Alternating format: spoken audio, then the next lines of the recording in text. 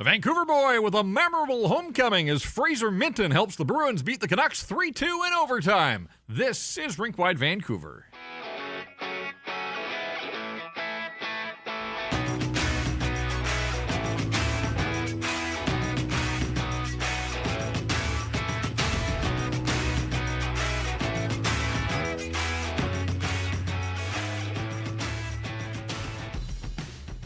Welcome inside the Pacific Toyota Dealer Studios. Visit shoptoyota.ca or your local Pacific Toyota dealer today. It's Jeff. It's Irf. We're at the midway mark of the Vancouver Canucks season, and guess what? It's another home ice loss for this hockey club.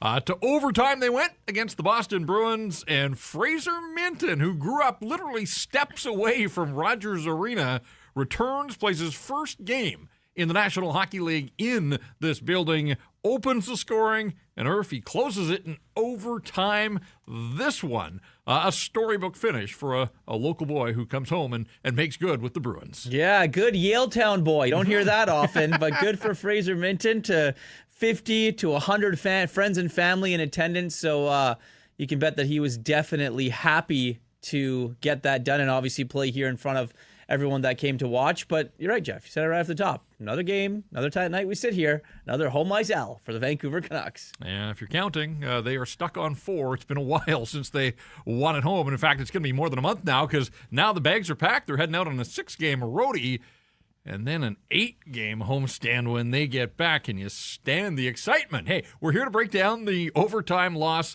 Fraser Minton with his 7th on the power play late in the first period, and then gets the winner 3-on-3 overtime, his 8th of the season, so his 2nd of the night, 4:41 officially. So the Canucks were that close to getting it to a shootout, and hey, what might have been with Kevin Lankin in between the pipes? He was perfect against the Bruins 2 weeks ago, in fact 2 Saturdays ago in Boston. So both teams get victories in the other team's building, but both of them require beyond regulation time. So, yeah, it's a single point for the Vancouver Canucks.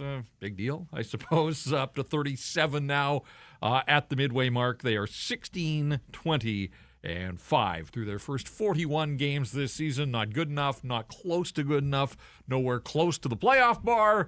They are mired right down there in 31st spot only. The Winnipeg Jets, who the bottom is falling out on the Jets. Like, I haven't watched the Jets a lot lately. I know that they haven't got a lot of goaltending when Connor Hellebuyck's not been in there, and they don't have much depth. And this is a Canucks postgame pod, so I'm not going to go deep on the Jets, but they've lost 9 in a row.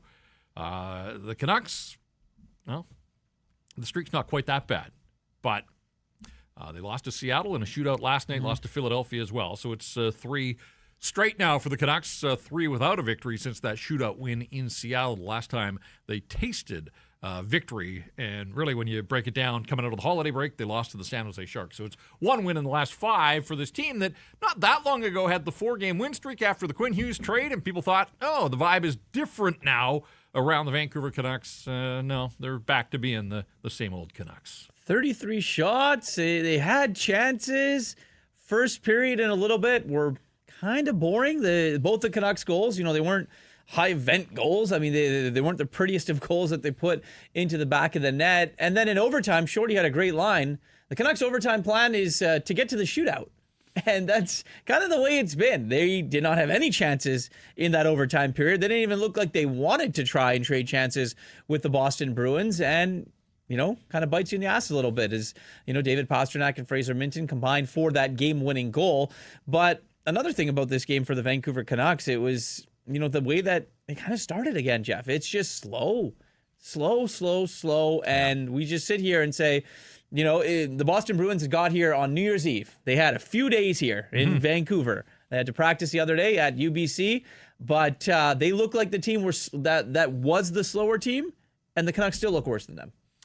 Yeah, I mean, the first 5 minutes of this hockey game, Morgan Geekie, who's gone 5, now 6 without a goal, and that's the season high for him, stuck on 25 for a while, hasn't scored since the last time he saw the Canucks. He opened the scoring that night, but he picks the pocket of Tom Willander cleanly on the first shift of the hockey game, rings one off the post. Moments later, David Pastrnak, you might want to pay attention, home free, like a clear-cut breakaway.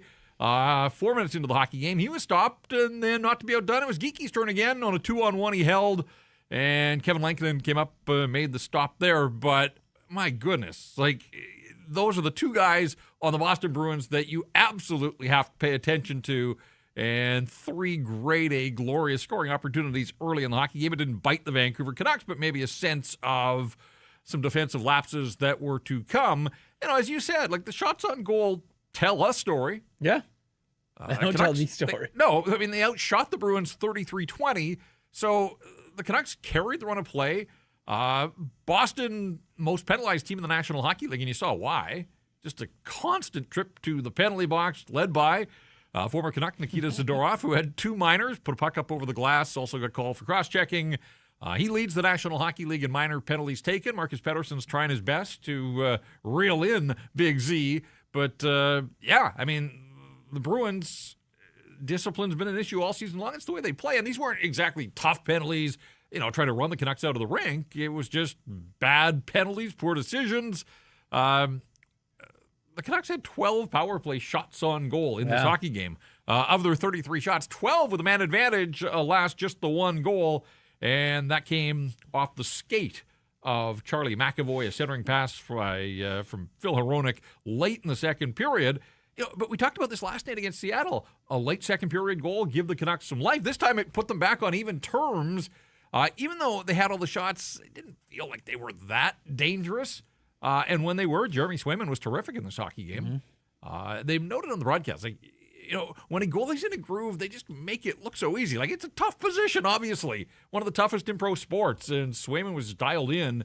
And the 2 Canuck goals, both lucky, let's be honest. One off the skate of Petey and one off the skate of Charlie McAvoy. So the Canucks didn't use a stick to put a puck in the net in this hockey game. But they do manage to get it to overtime. And then in overtime, Geekie again clangs one off the post. My ears are still rattling. Yeah. Imagine what it was like in the building. And the best chance and the only shot for the Canucks was Liam Ogren racing away. And, of course, it was Ogren that won the shootout for the Canucks in Boston, unable to win this one in overtime. And then Bruins came back the other way, win a battle on the boards, get the puck in front, and there was Fraser Minton to bang home a loose puck after Kevin Lankinen had made a stop. So, for the Canucks, as we said, most nights are, here they are at the midway mark. I'm not here to dump on their effort, right?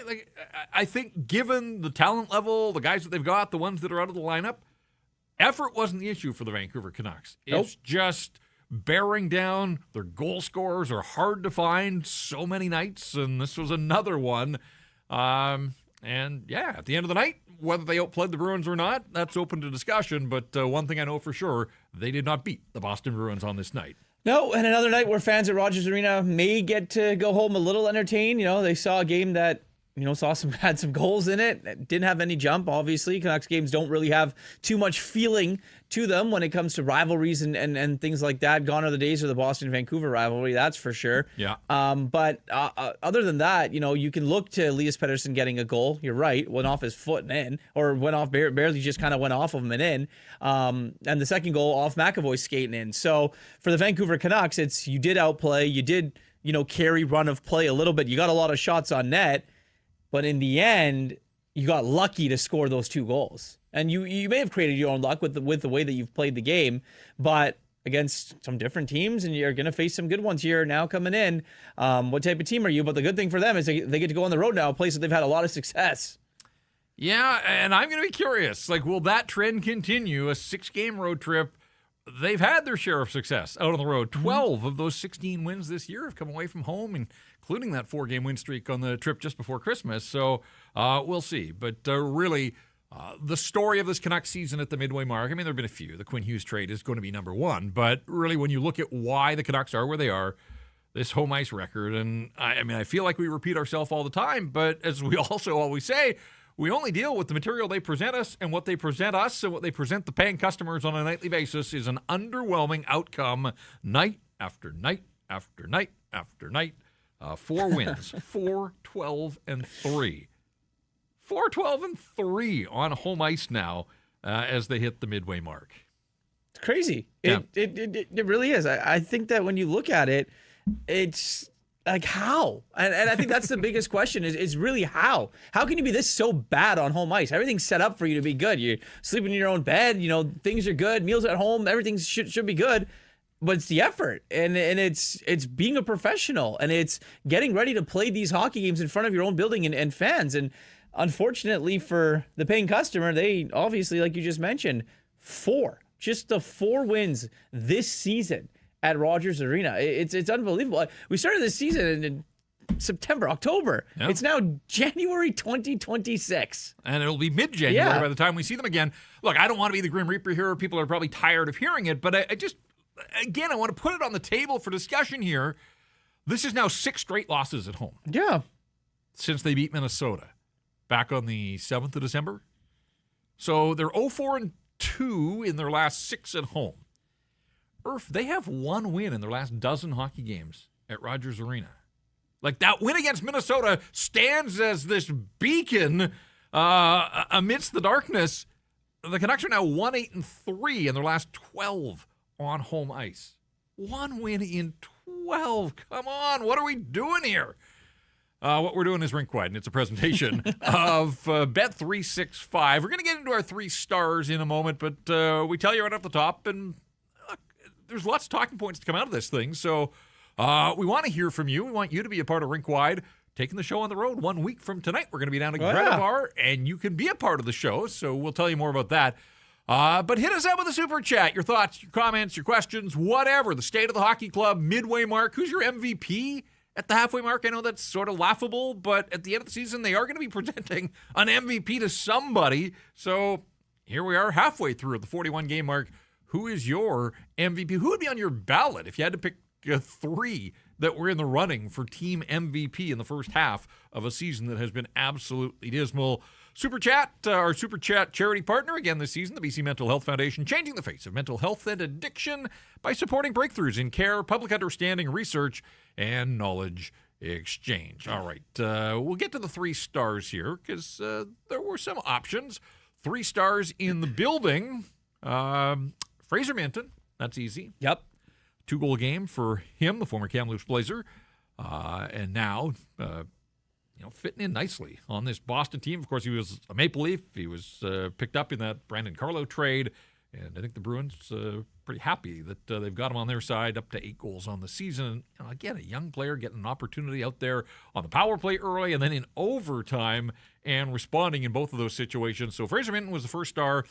Selected by Hockey Night in Canada, Filip Hronek, and Jeremy Swayman, and that's a good call. Again, I thought Swayman was terrific in this game, and at the end of the night, he was the busier of the 2 goaltenders, and he comes up with the victory, and Kevin Lankinen, again, boy, it's been a struggle for him. So those are the 3 stars in the building. 3 stars here on Rink Wide are brought to you by Greta Bar, and we are taking the show to Greta next Saturday, January 10th, Canucks Army Watch Party, followed by the live Rink Wide.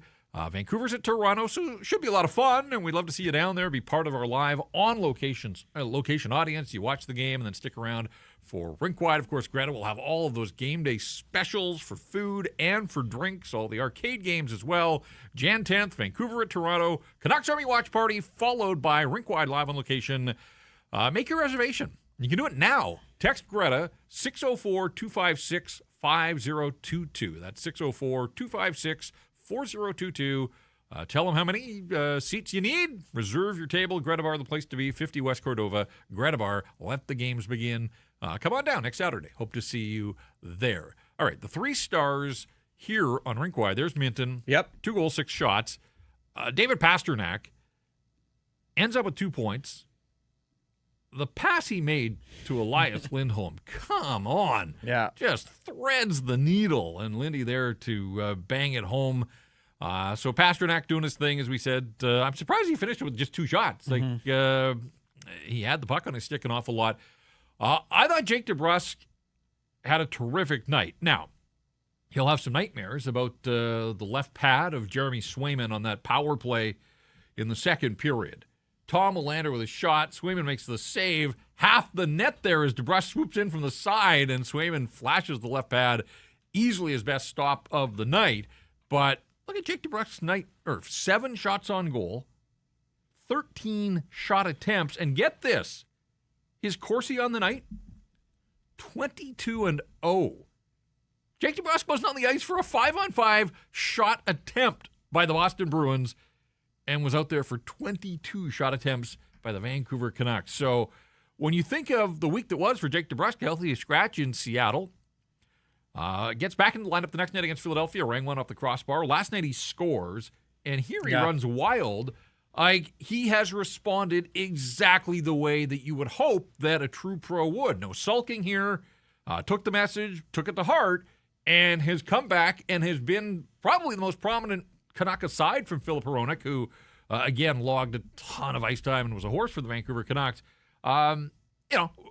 Sure, you'd like more goals. Jake DeBrusk would love a whole lot more goals in his account here at the midway mark of the season. Yeah. But I just think, it probably sucked. He said as much to sit out.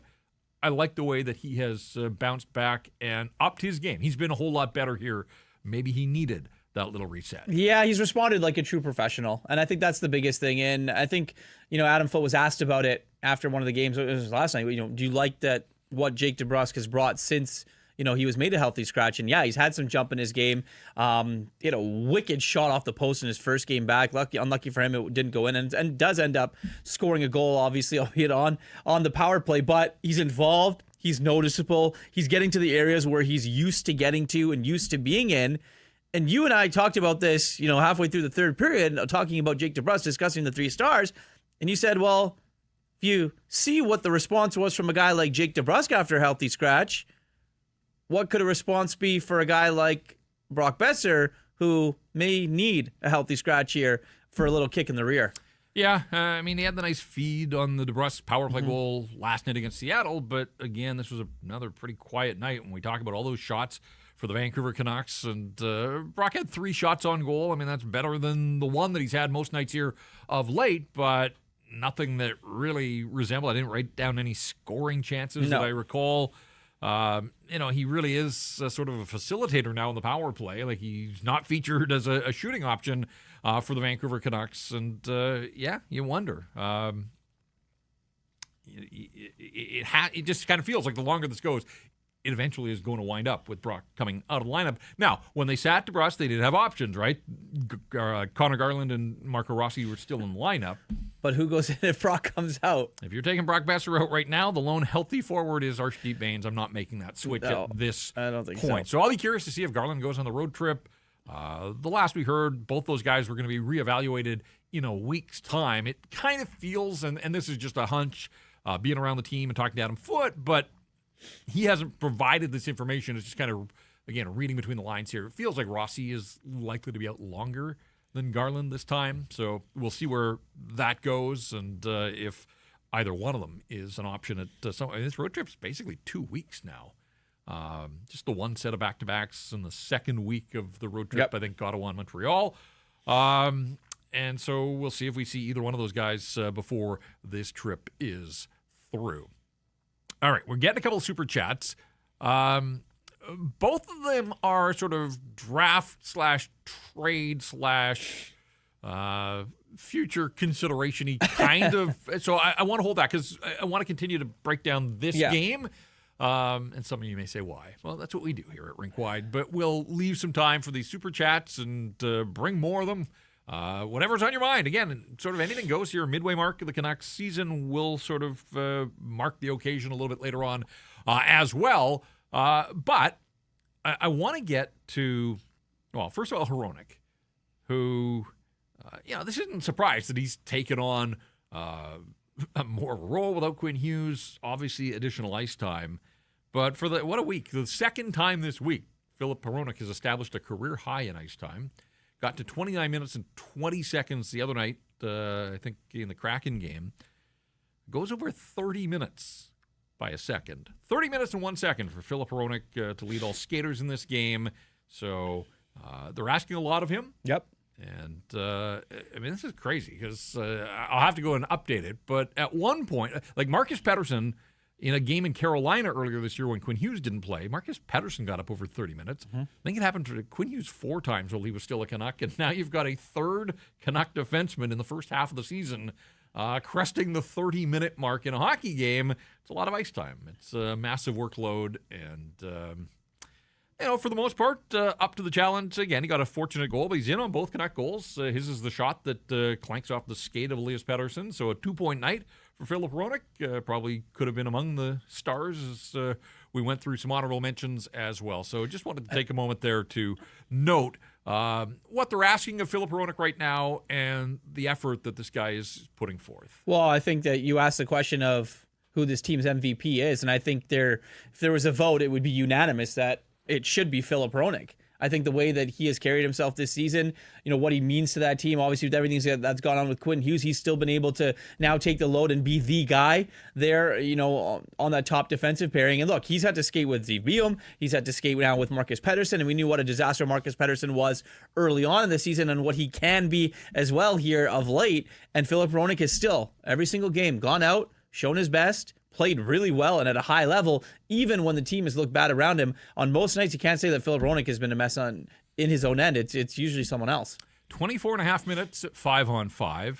Almost 2 minutes shorthanded and 3.5 minutes on the power play. Yeah. And I thought it interesting that the goal that ties it 2-2 on the power play, the second unit started. Mm-hmm.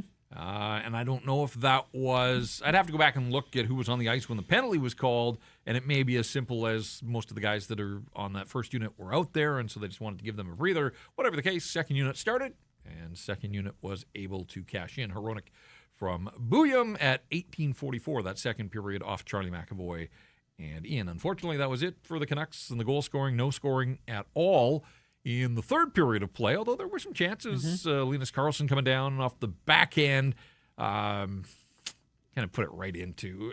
He's had the hot hand, we know that, but I wanted him to do a little bit more with that opportunity right into the logo. With about 6 minutes to go, Elias Pettersson sort of flashed across the goal mouth and tried to outweight Swayman.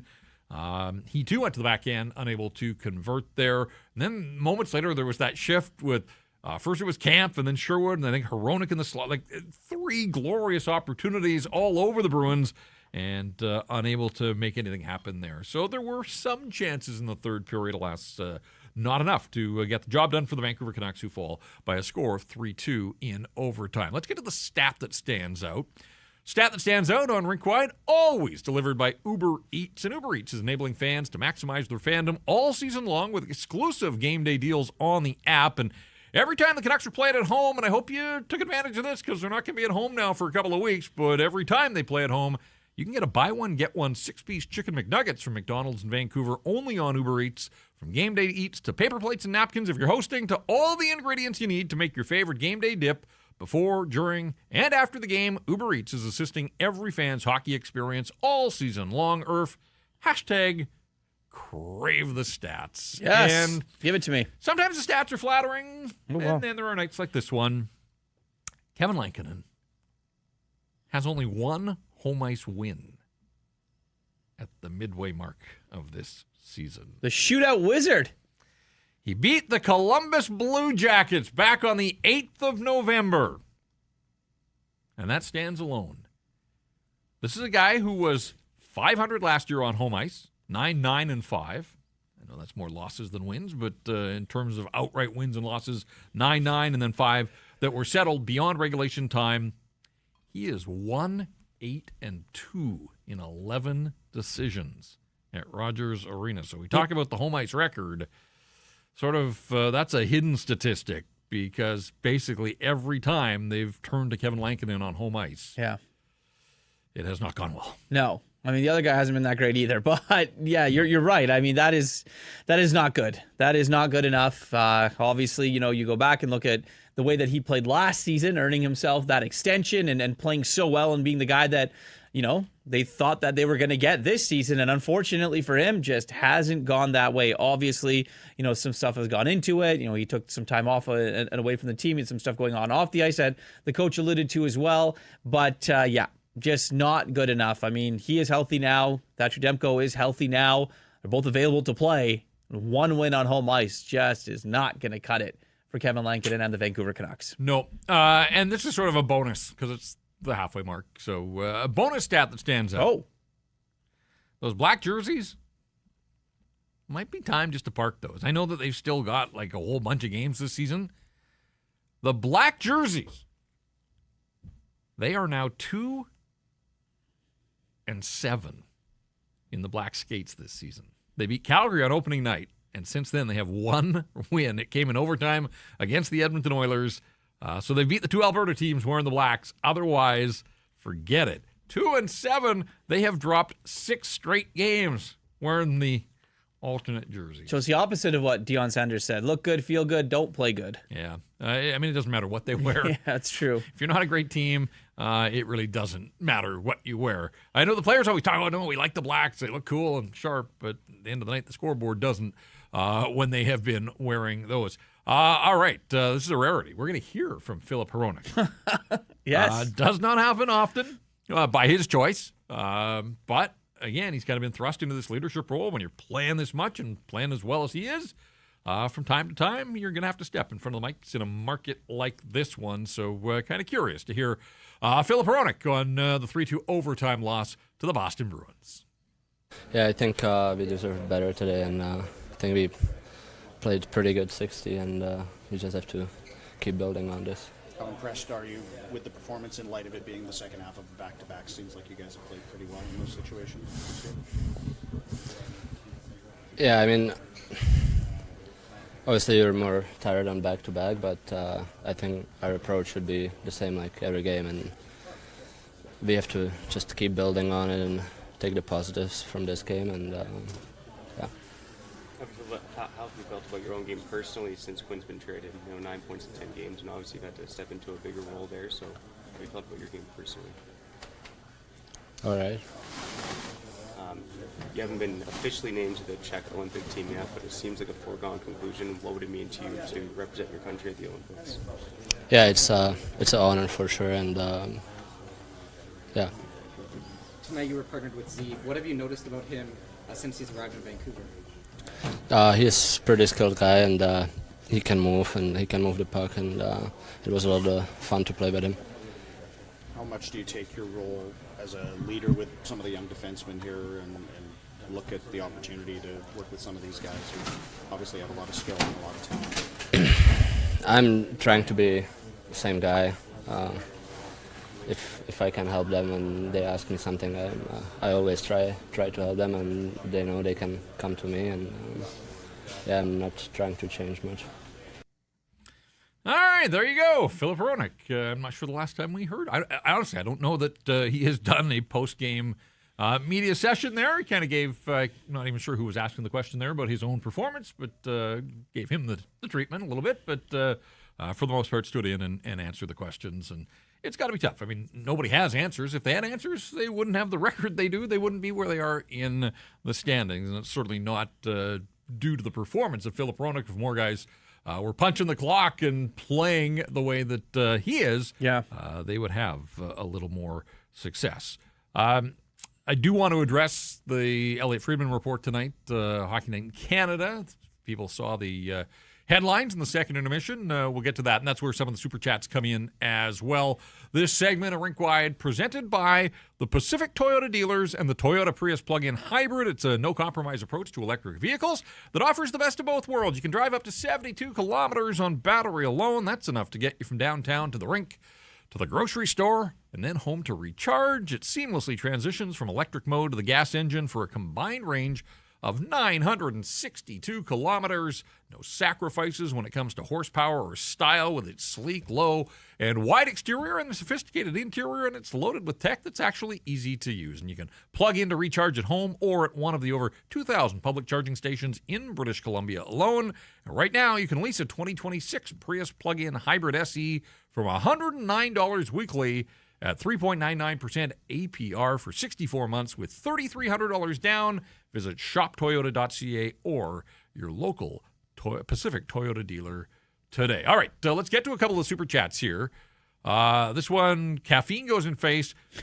Team Tank here, loving the close, high efforts, losses. Rink Wide makes the meta hybrid, transmodal, para-composite, retool, rebuild go down easy. Cheers to the BC Mental Health Foundation, and then the clanking beer mug emojis. This one comes from 7 and 7. Petey Carlson and DeBrus tipped the ice to the Bruins end. Yeah, we talked about individual Corsi there. not a single shot attempt against. What more do we need to see from them to continue that dominance? Yeah, I mean, look, I hope Adam Foote is being fed those analytic numbers, and I'm sure he is. There seems to be something there. Again, this renewed effort from DeBrusk. And again, not even renewed effort. It just kind of asserting himself a little bit more than he had. Linus Karlsson's running hot. I thought Elias Pettersson certainly had his moments in this hockey game. Came close in the first period, a nifty spin move that would have been a remarkable goal had he scored. He gets credited with his 10th of the year, so he's into double digits at the midway mark. I mean, he's on pace for 20, and I know, being paid what he's paid, he needs to have more than 20 goals, but maybe he picks it up in the second half. Maybe if they stick with that line, maybe some good things will come offensively. Whatever the case, it's going to be interesting to see, especially with Rossi out of the lineup. We kept saying for so long there, when Petey missed the 8 games, boy, want to see what they look like with a legitimate 1-2 punch down the middle. Pettersson comes back, and now Rossi's gone, so we're sort of back to that world where, there isn't a ton of support behind him. Max Sasson playing higher in the lineup than he probably should, but that's where they are right now. And then you got David Kampf, and you're not looking for a ton of offense from him. So, again, we'll see what happens here out on the road. They won't have last change, so they're not going to be able to dictate the matchups. But that line certainly performed admirably in this hockey game, and it's something for that trio to build on. Yeah, and I think the one thing that the Super Chat said, what more do we need to see from them to continue that dominance? Scoring. Yes. You have all these chances, you create, you play good offensively, you play good defensively. The next step in this progression to dominate and to play better is to put the puck in the net, and that's the name of the game. So if we start seeing that, yes, obviously signs are showing that it can happen. Obviously, playing well on your own end, taking care of that responsibility, and obviously tilting the ice in favor of your team. Next step, score some goals. $20 Super Chat. So we thank the Simonis. Real question, as opposed to an unreal question? Real question. How can we get 2 picks in the top 3? Maybe Chicago or the Jets want a quick fix trade, get their first rounder. Let's make this happen, melt it down. Yeah, I don't think the Canucks are getting 2 of the top 3 picks. Brian Burke made it happen way back when. Beyond that, it's probably a figment of your imagination, but we shall see. Obviously, the hope here is that the Canucks somehow wind up with 3 or more first-round picks, and, of course, everybody banking on them getting a first-rounder for Kiefer Sherwood, except hold the presses here. Elliot Friedman tonight, and I was at the game, so I didn't see it. I know you were here in studio watching. Elliot reporting, and this is the Super Chat from Free Petey says, what do y'all think? Woody extension talks, mixed message. First of all, Kiefer Sherwood, again, through all of this noise around him, just continues to do what he does. And I think building a case for a bunch of teams to want to get their hooks into him at some point. He had 9 shot attempts on his own to go along with 9 hits. Now, the overtime play, he kind of got beat along the wall there. So it wasn't a perfect night for Kiefer Sherwood. But again, this guy brings it night after night after night for the Vancouver Canucks.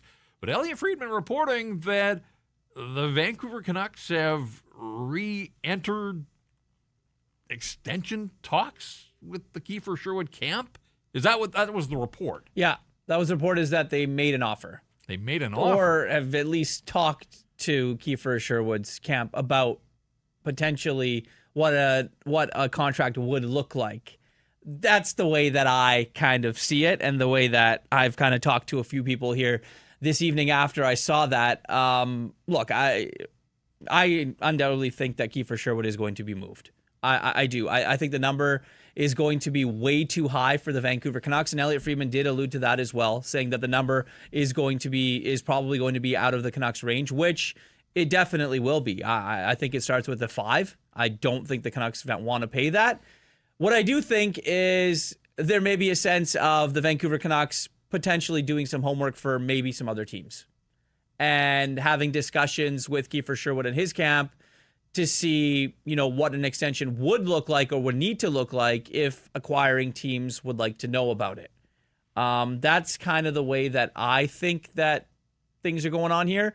Also, maybe they're not getting offers that they like for Kiefer Sherwood right now. Maybe you got to flare up the market a little bit. Maybe you got to kind of create some more interest here. The pump, as they say. Exactly.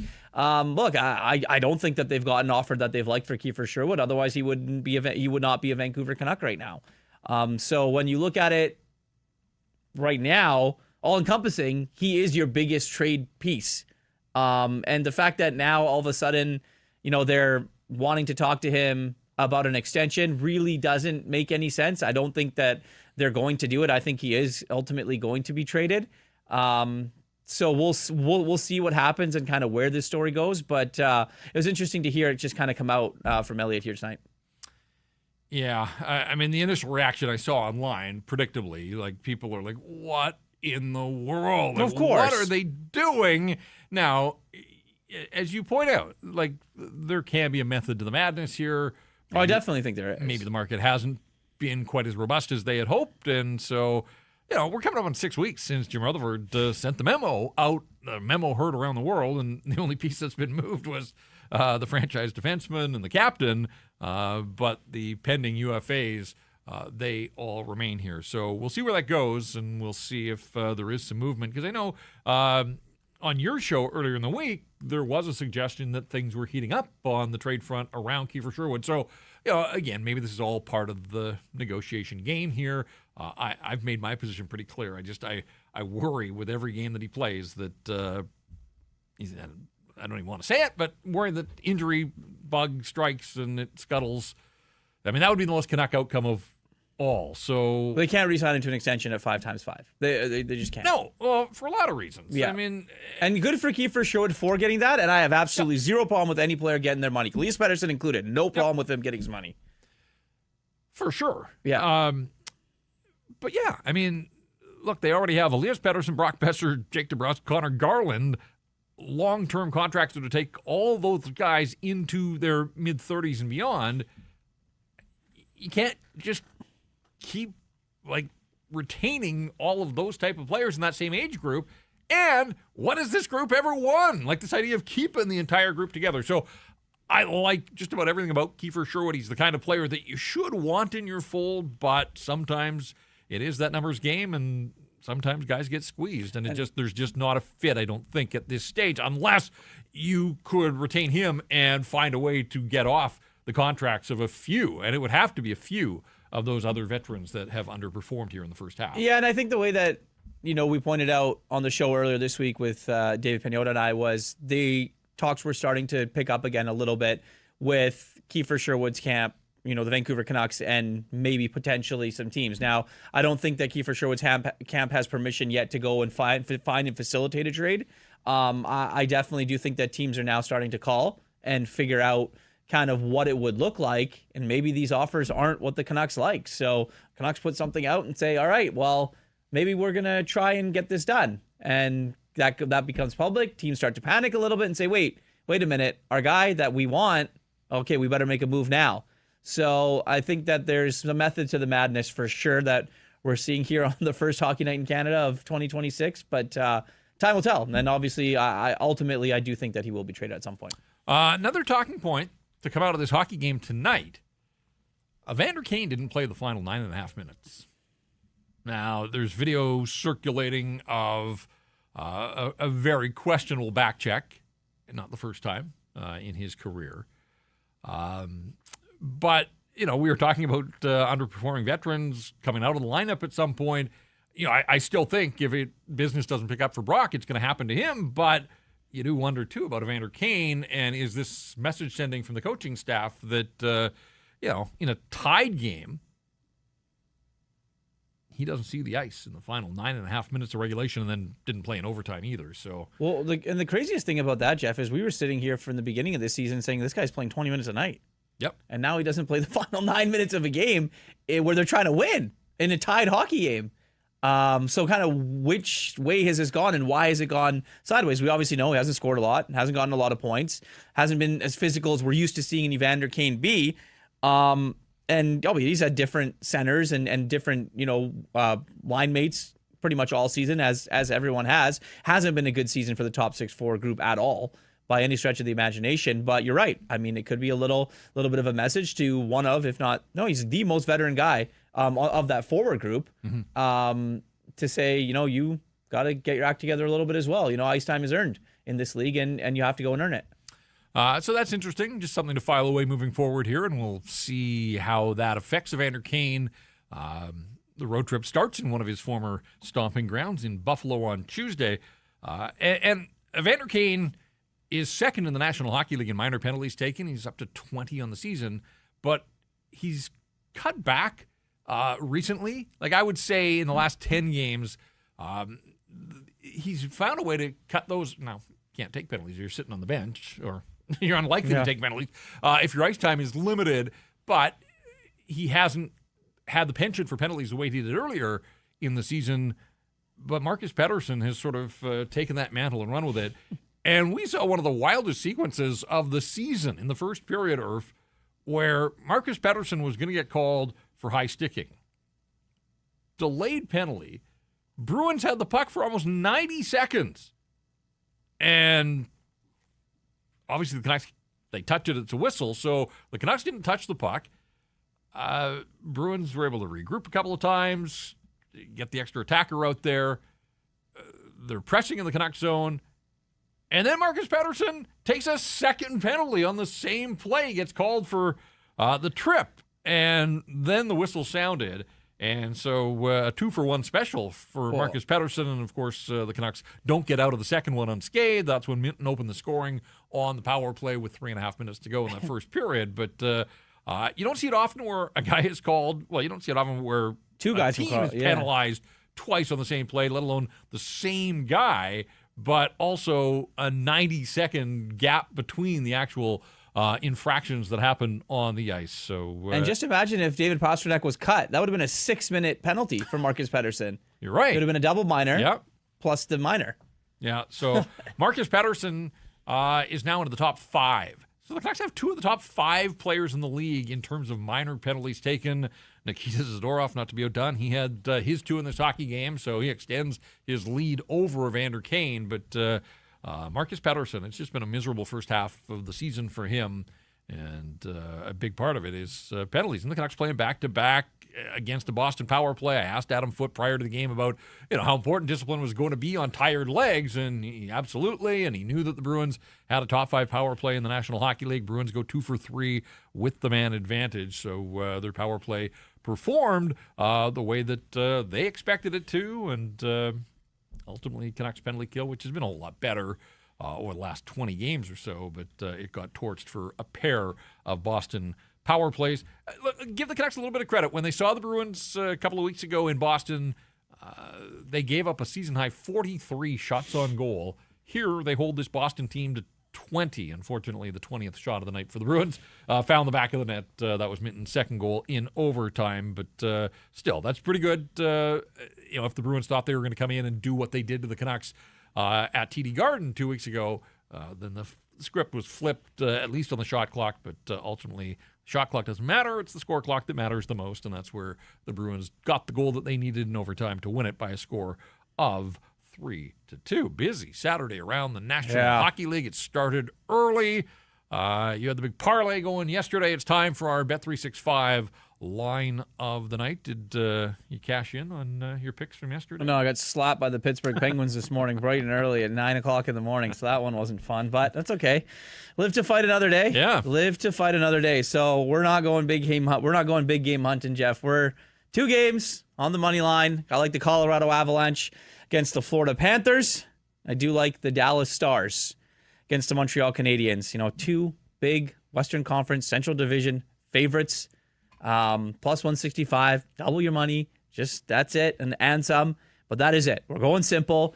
I was going to add Team Canada, but they're favored to win by $1 million. So let's leave that one out of it. So just the Stars and just the Colorado Avalanche on the money line at plus 165. Whatever you bet, it's never ordinary. You bet 365. Download the app. Get in on the game. Use code NATION.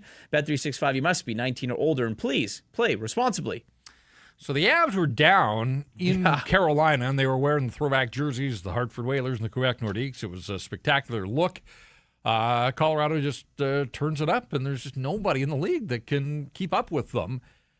This was their 40th game of the season on Saturday. They are 31-2-7. There's a 2 in the outright loss column at the 40-game mark for the Colorado Avalanche. 69 points on the season, and then there are the Canucks, the other end of the spectrum, just 37 points. 3 clear now of Winnipeg because the Jets lost earlier. But even with a single point, the Canucks, Chicago won. And so Chicago is 2 points clear of the Vancouver Canucks. So, that's the Canucks here at the midway mark that, even if they win their next game, like they don't play till Tuesday now. And so by the time they get on the ice on Tuesday, they're probably going to still be in 31st. I don't think the Jets are going to all of a sudden rev past them, but Chicago may, pick up points along the way. Yeah. And then the Canucks are back in that position where a win doesn't move them. They don't budge from 31st. That's their lot in life, and we'll see what the second half of the season looks like for this hockey club. The road trip, we mentioned that it starts in Buffalo. We'll take a look at the road trip here in a sec, but we've got Adam Foote. So Okay. I want to hear from the head coach after his team outshoots the Bruins 33-20, but gets outscored 3-2 in overtime. Here is Adam Foote postgame at Rogers Arena. Well, Adam, another hard-fought, close game tonight. What did you like about your team's performance? Played hard. We kept going. I mean, you heard the crowd. We had a lot of momentum in the third period. It was nice to close that out before OT. Filip Hronek has really stepped into a bigger role with your group since Quinn's trade. He's produced a lot. He's playing more minutes. What can you say about his performance on the ice and maybe the leadership role he's taking on with this group right now? Yeah, Phil's been, since his injury last year when he came back in Winnipeg, he didn't have the start he wanted at that moment. I think it was a couple weeks, and then he just turned it around. I think he really grew this summer, matured a lot, and you see how he's playing. I couldn't agree more. His leadership off the ice and on the ice is really good, and he's playing big minutes for us and against top lines, and he's doing a great job. I don't think it's very often that on the back half of a back-to-back, you not only outshoot the opponent, but you out-hit them as well. What can you say about just the way that your team built on last night's third period, kind of across 60 minutes tonight? Yeah, I mean, we competed, like you said, for a back-to-back, and this is a tough schedule for all the teams in the NHL with the Olympics. We all know that, and we got to everyone's aware of it, and I'm happy with the way the guys competed for sure. Boston competes. They've always been a team that's built around heavy players. They've got a heavy blue line.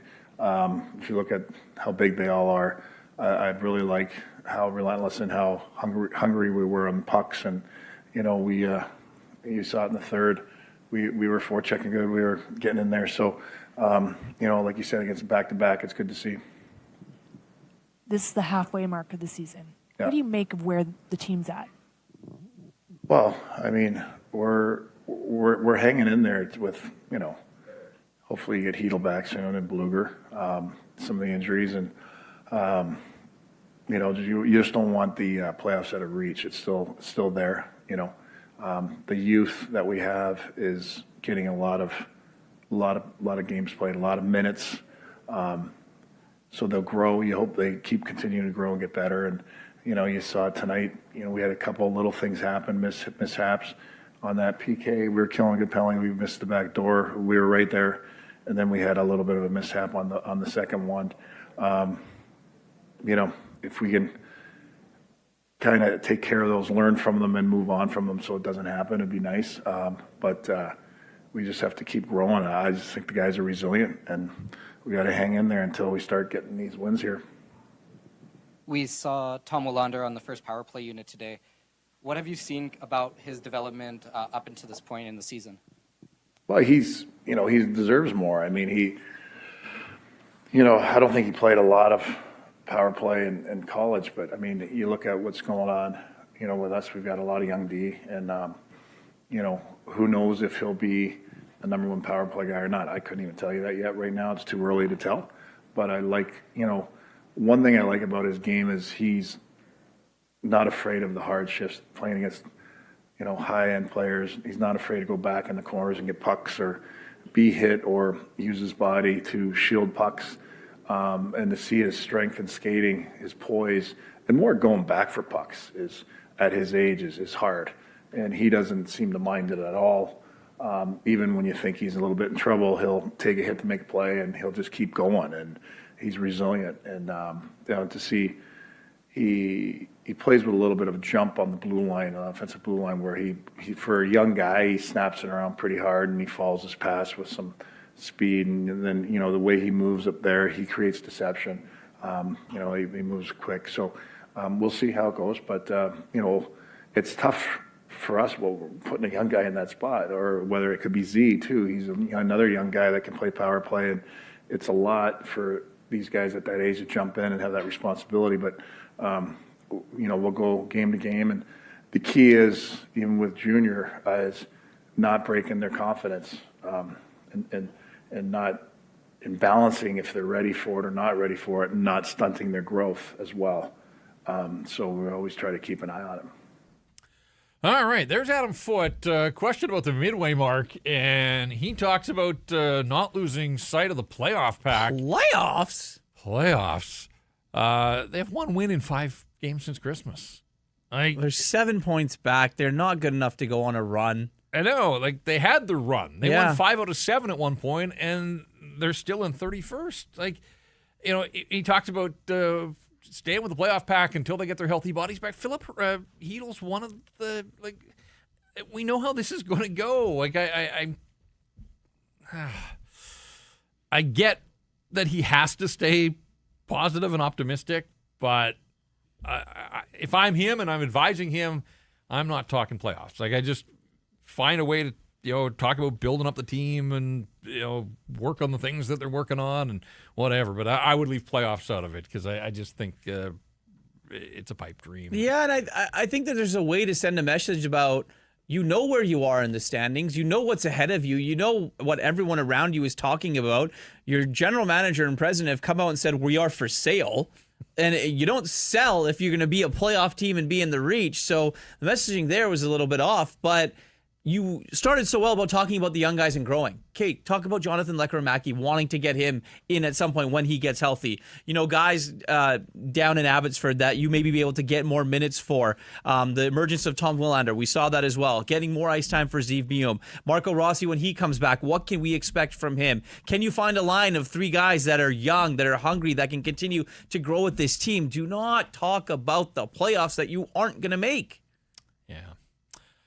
We put out the call on last night's program. We thought, hey, at the midway mark, why not? We used to do this in the playoffs, and we got some good we can talk about playoffs, because we did this in the playoffs. When they made the playoffs a couple of seasons ago, we called it Rink Wide Worldwide, and we just asked, where do you consume our live stream? And obviously the bulk of our viewers and listeners are here in the local market, but with the power of the internet and the strength of the Canuck brand and the interest in the hockey club, and look at that, Boston, Mass. We got somebody checking us out after a Bruins game.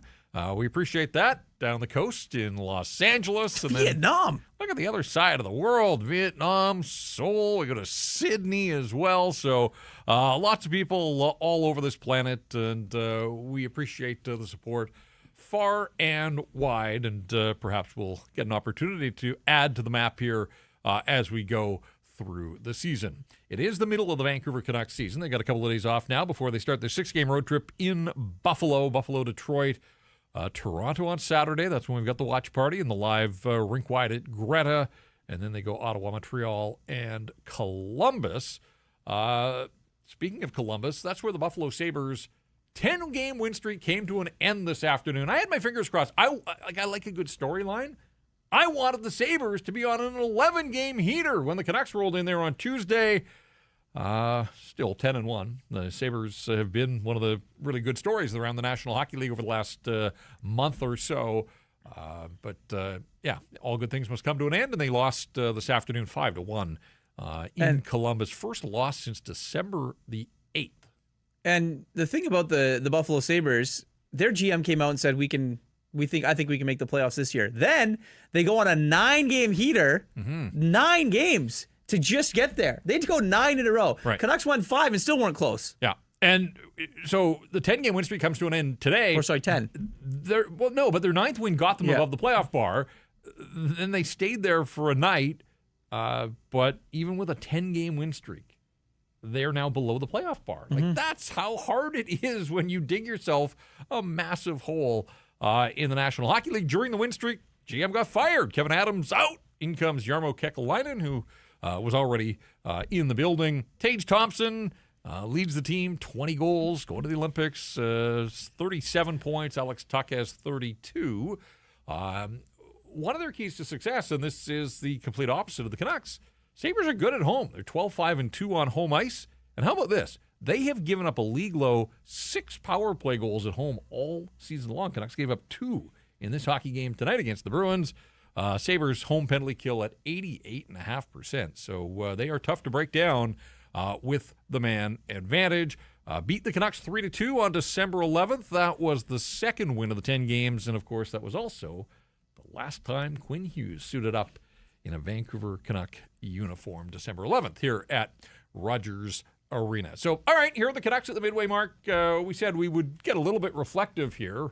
I mean, they get a failing grade, obviously, across the board. If we're giving out midterm report cards, when you're 31st in a 32-team league and you're just kind of floundering, as they are since Christmas, I mean, across the board, there haven't been nearly enough good news stories. And this isn't us, trying to sugarcoat anything. They're 31st.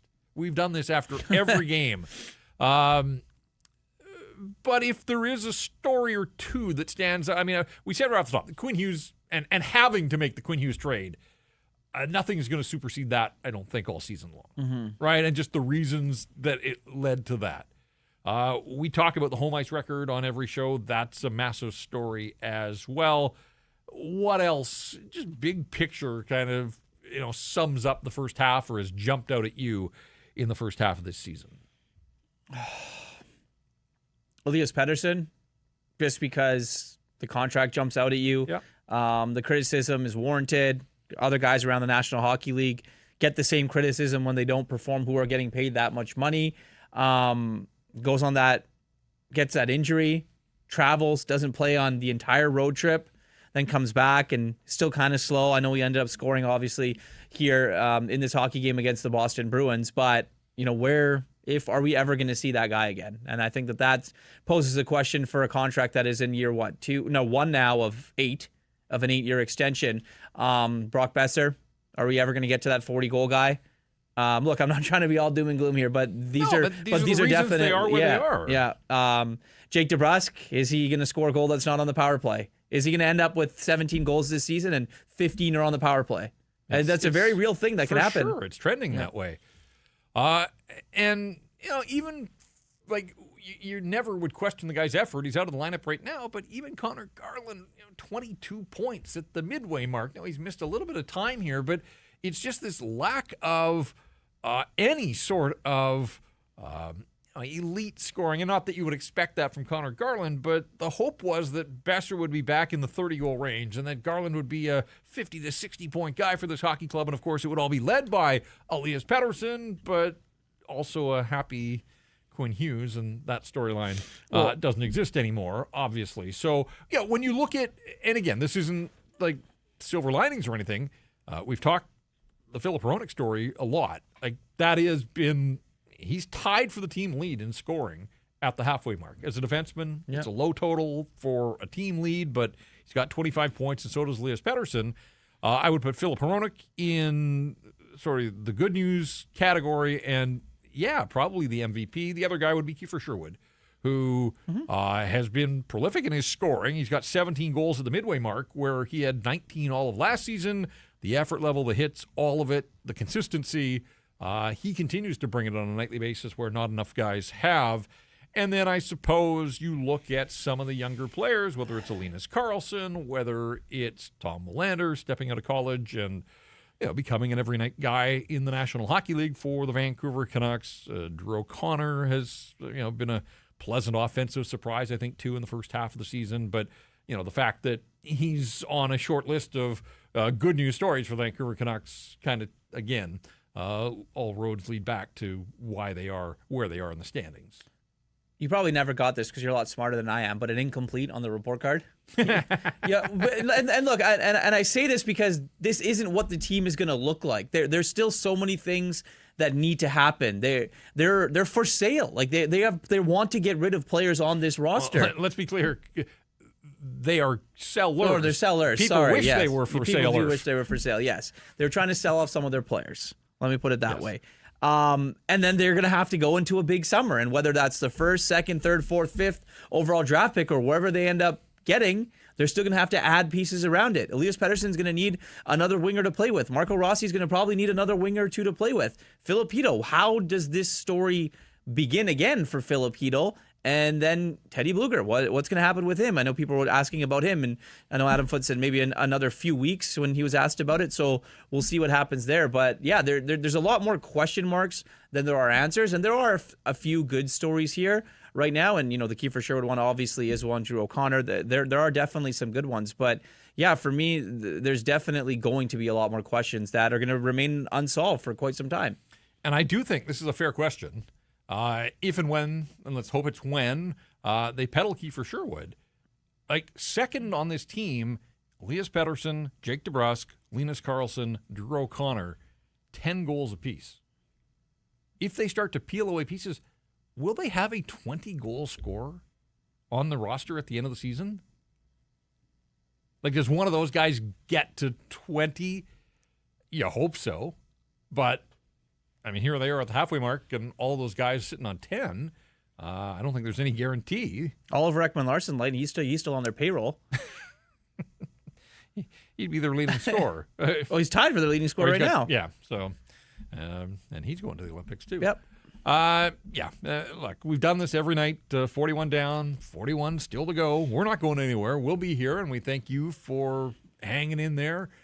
We know that there is an appetite for Canuck discussion after each and every one of these games. We wish that the entertainment value was higher. I think we all wish that there were a whole lot more wins, but now in the predicament they're in, wins don't really benefit them. And so it's going to be a question of, what does the second half look like on the ice? What does the second half look like in the standings? Does management stay committed to this idea of some form of rebuild or whatever they want to call it? And do they act like a team that's serious about doing that? And then from there, it's a question of, what do they get for Kiefer Sherwood? Are they able to move some of these other pending unrestricted free agents? Is there a surprise trade in there of one of the veterans with term? And so all those storylines will take us up to March 6th is the trade deadline. The Canucks are in Chicago that night. But, of course, before then, you got the Olympic break as well. So it's a busy month of January. They're out on a 6-game road trip, and then they come back home. They've got an 8-game homestand that will include, at least this is the good news. On that 8-game homestand, McDavid's here. Sid is here. Ovi comes to town. The Leafs, that's always a eventful day. Yeah. So there are some marquee matchups on that 8-game homestand, but, boy, 8 in a row with the way this team plays at home. That is going to be some tough sledding. So, all right, half the season down, half still to come. Next one comes your way, 4 o'clock. The Canucks in Buffalo, and we'll be on after that. And again, hopefully you'll join us. Greta, even if the season isn't much fun, come down to Greta, the watch party, and see how we make the sausage here at Rink Wide Vancouver. 3-2, the Canucks fall in overtime. Vancouver boy Fraser Minton with a pair of goals, including the overtime winner. Jacob Lazar, our technical producer, he was helping out behind the scenes. We thank him. Irf, nice work in the first half of the season. Yeah, let's see what the second half has in store for us. Onward to the second half that starts on Tuesday in Buffalo. And that'll be our next episode of Rink Wide Vancouver.